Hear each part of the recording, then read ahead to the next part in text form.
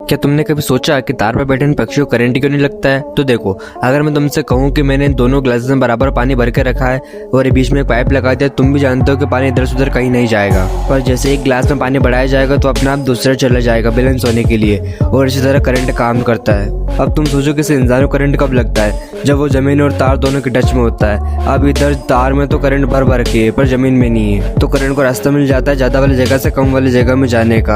पर पक्षी अपने दोनों पाँव तार पर हिला के रखते हैं, तो करंट को पता चल जाता है कि मुझे घूम फिर कर वापस तार में ही आना है, तो मैं इतना घूम क्यों जाऊँ, सीधे सीधे निकल लेता हूँ, क्योंकि करंट हमेशा आसान रास्ता चुनता है चलने के लिए।